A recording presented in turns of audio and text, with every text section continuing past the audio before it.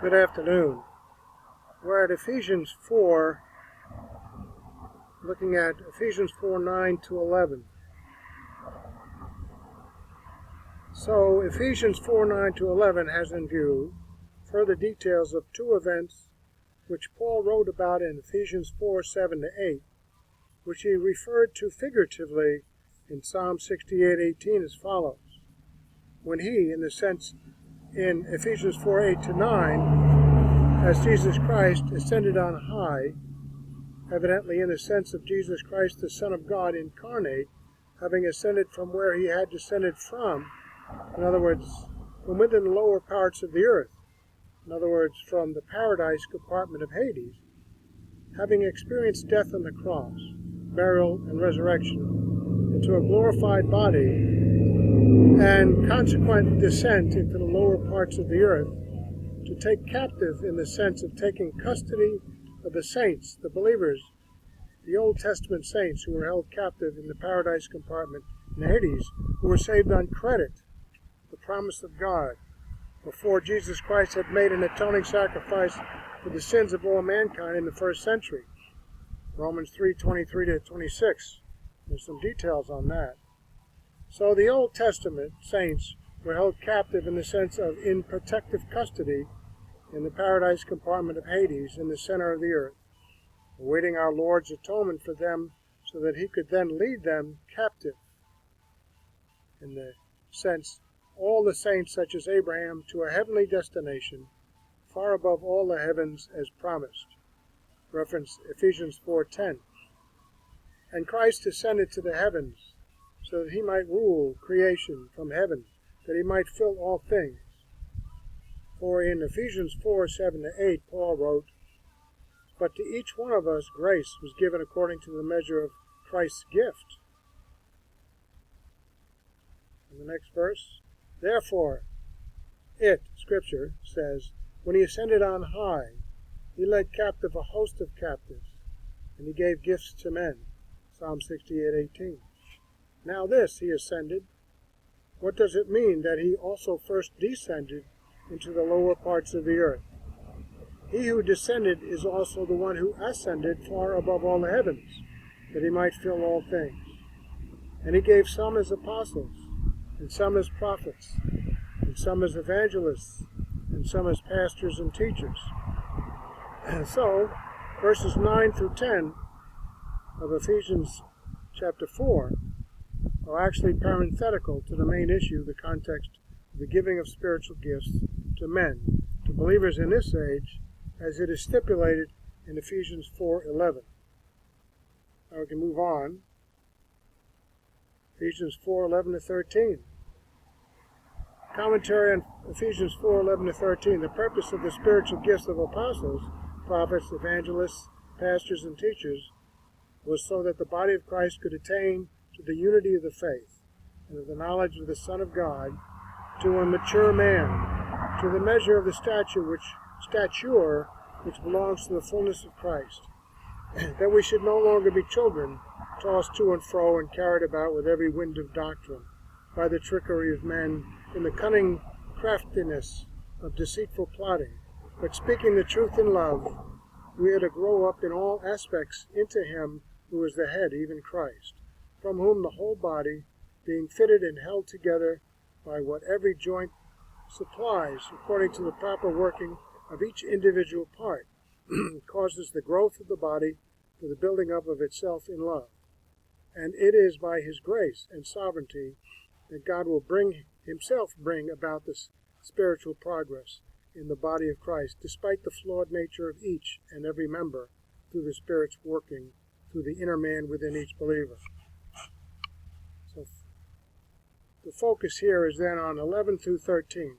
He gave some as apostles, prophets, evangelists, pastors, teachers, the equipping of the saints for the work of service to the building up of the body of Christ, until we all attain to the unity of the faith and to the knowledge of the Son of God, to a mature man, to the measure of the stature which belongs to the fullness of Christ. We're looking at that. A little bit of manuscript evidence.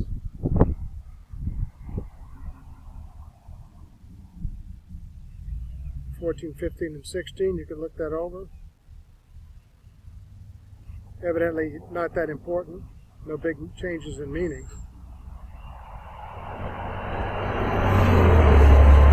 So, Jesus Christ gave some of those who have become believers and belong to him as apostles, and some as prophets, and some as evangelists, and some as pastors and teachers, for the equipping of them for the work of service, to the building up of the body of Christ, until all believers attain to the unity of the faith, and of the knowledge of the Son of God, to a mature man, to the measure of the stature which belongs to the fullness of Christ.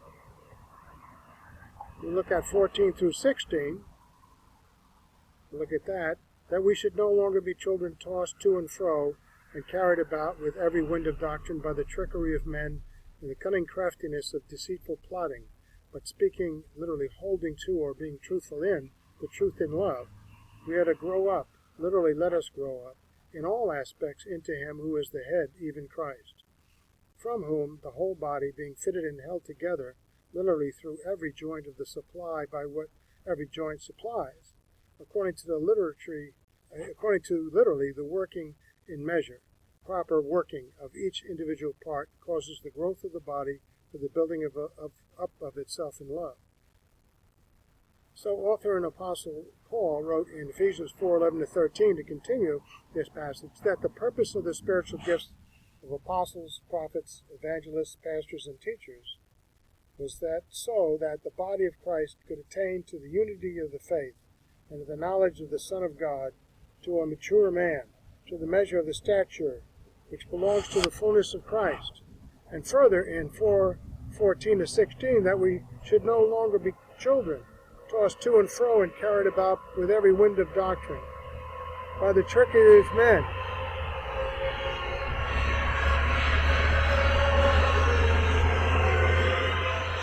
That's a noisy bus. By the trickery of men and the cunning craftiness of deceitful plotting, but speaking, literally holding to or being truth in the truth in love, we are to grow up, literally let us grow up, in all aspects into him who is the head, even Christ, from whom the whole body, being fitted and held together through every joint of the supply, by what every joint supplies, according to the literally working in a measure, proper working of each individual part, causes the growth of the body for the building up of itself in love. And if God is sovereign, and if God is sovereign, and he is, he will bring about this spiritual progress, despite the flawed nature of each and every member of the church, the body of Christ, through the Spirit's working through the inner man within each believer received at the point of faith alone in Christ alone. By the grace of God, despite our failings, we'll attain his prophecy of our spiritual growth and the unity of the body of Christ. We can look at Colossians 3:8-11. Paul, having written in Colossians 3:8-9, but now you yourselves are to put off all these sins, anger, wrath, malice, blasphemy, filthy language out of your own mouth. Do not lie to one another, since you have put off the old man, in other words, the old sin nature, with his evil deeds. Moves to Colossians 3:10-11, wherein the believers now putting on the new man in the sense of the new nature which by his grace God provided within the believer at the moment of faith alone, in Christ alone, via the baptism of the Holy Spirit, who is the agent who was put within the believer, the new man, the inner man, who is renewed in knowledge according to the image of him who created the believer, namely God. This is a renewal in which there will be no distinction between Greek and Jew, circumcised and uncircumcised, barbarian, Scythian, slave and free man, but Christ is all in all.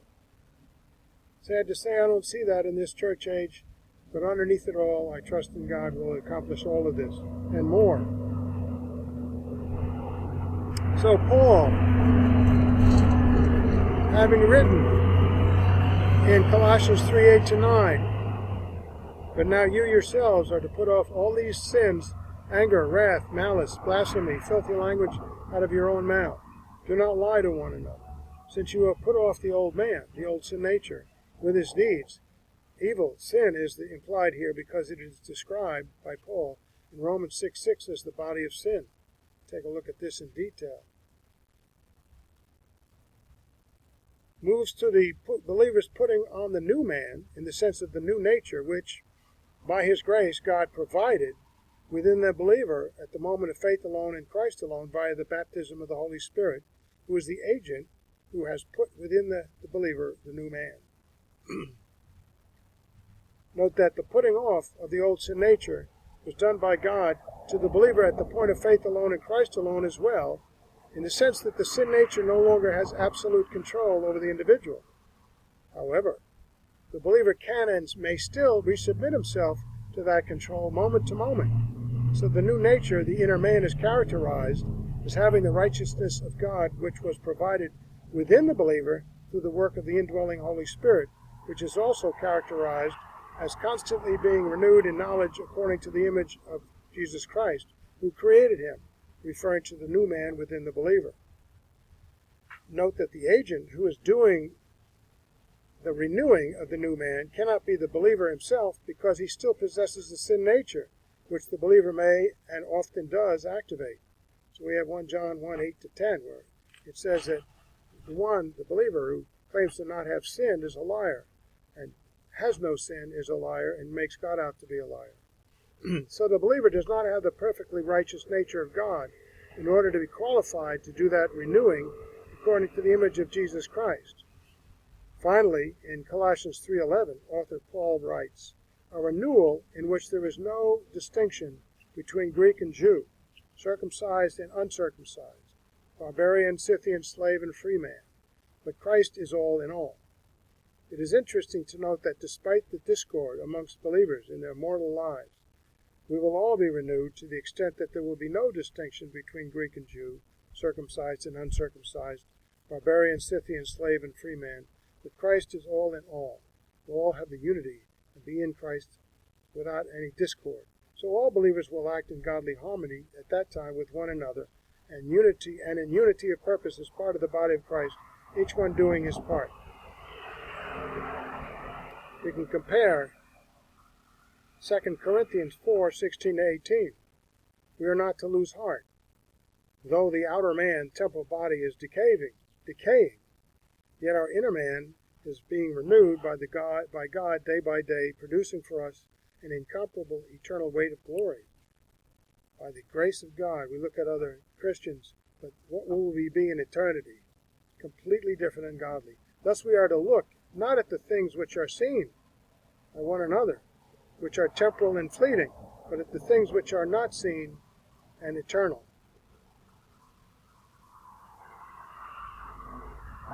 So, let's look at these verses. Therefore we do not lose heart, but though our outer man is decaying, yet our inner man is being renewed day by day. We don't see that. But we must trust in God's word over than our own point of view. In view of the believer's possession of a sin nature, this renewing day by day must be God's work alone. For momentary light affliction is producing for us an eternal weight of glory far beyond all comparison. So why look to the temporal when we can look to the eternal for a greater glory? While we look not at the things which are seen, but at the things which are not seen. For the things which are seen are temporal, but the things which are not seen are eternal. So 2 Corinthians 4:16-18 has especially in view eternity, when the believer will have been completely transformed into the image of Jesus Christ throughout his body, soul, and spirit, especially within his transformed mind, which will no longer be influenced by the old man, his old sin nature, which has been removed, but by the new man within him, received at the point of faith alone in Christ alone unto eternal life, the Holy Spirit. For the sin nature that the believer in his temporal body was so attached to in his mortal life, we see this in Romans 7, will no longer be present in his resurrection body in eternity. This is the struggle in this temporal life which all believers face. The attachment that they have to the old sin nature, such that they must endeavor with great effort to look to eternity with their new godly natures, which will be fully in control in the absence of the old sin nature, to the time when they will become fully knowledgeable, according to the image of Jesus Christ, who created that new nature, that renewal, within the believer through the work within